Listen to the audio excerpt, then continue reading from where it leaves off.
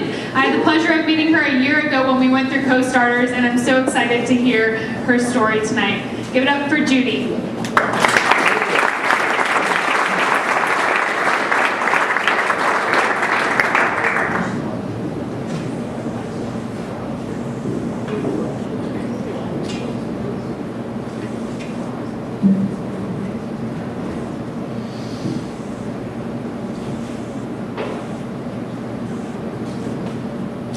Our lives are like a puzzle.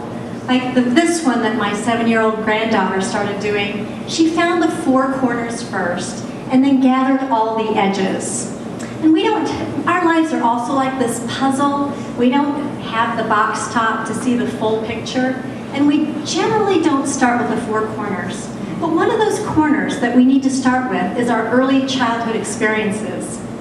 I'm the younger child here, and my older sister is standing firm while I'm ready to move. I don't know if I was moving toward or away from something, but I'd like to think I was taking my very first dance steps.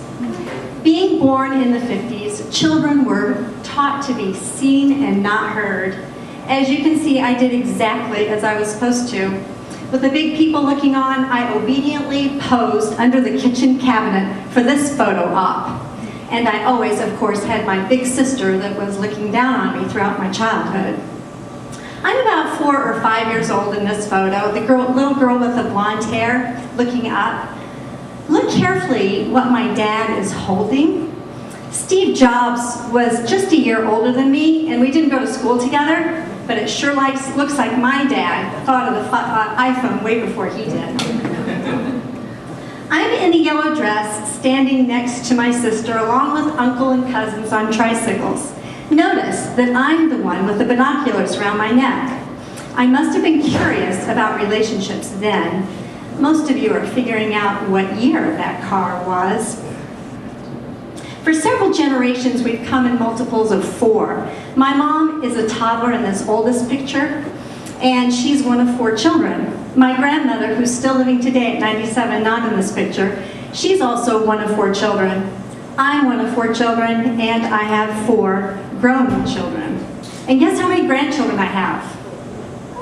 4! So when I hang out with the grandchildren, something magical happens for me.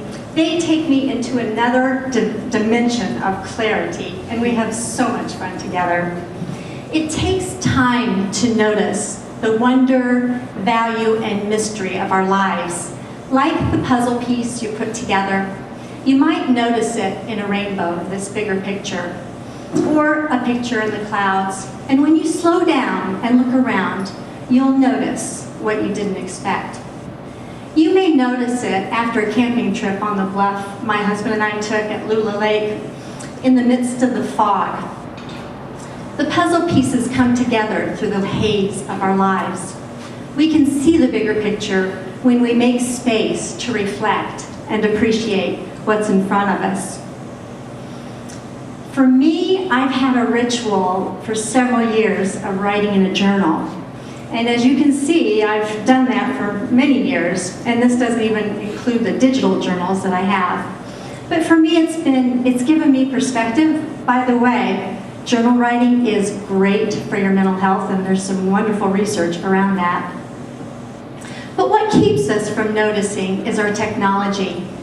It's our iPads and our smartphones, and distractions actually give us a dopamine high, and that's the pleasure chemical in your brain.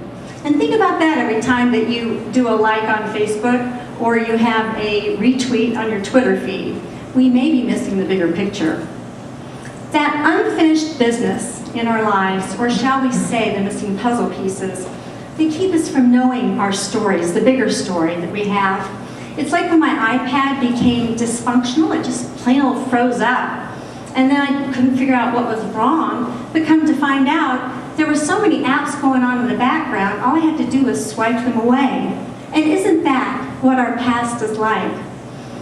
So we need to find out what kind of apps that are going on right now.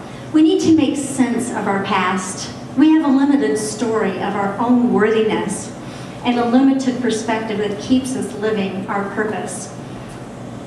For me, that clarity comes through my relationship with God. Now, for many of us, God is the opposite of a loving and gracious Father. As children, we see our parents as God, and then they disappoint us. It helps if we can see your own parents as vulnerable little children. And I grew up in a denomination that was well-defined sins. Things like alcohol and smoking and card playing and premarital dancing. This was my first dance step as a child, and it became a lost puzzle piece. Of course, I found that dancing makes me feel alive and free, and finding that piece led me to my dance partner, which is my husband. My seen and not heard childhood of the 50s led to similar adult relationships, but the puzzle piece became the message of my ebook, Relationship Dignity Manifesto, How to Have Clarity in Your Relationships and Do the Next Right Thing. I like to think that my curiosity as a child, the binoculars around my neck, was a prelude to my formal education, in which I eventually became a relationship therapist. I did get a lot of relationship experience with the pattern of 4s in my family tree, and I enjoy helping couples create that space between them to make it emotionally safe. As a child, I naturally looked up.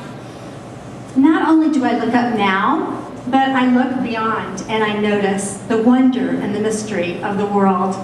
It must be easier than we think, because as children, we know that. Somewhere along the way, we lose it as adults. What puzzle piece are you missing right now? How will you look for the corners and the edges of your life? Will you sort through those old family photos? Will you look for clues? Will you take time for reflection and write in a journal? Make an appointment with your therapist?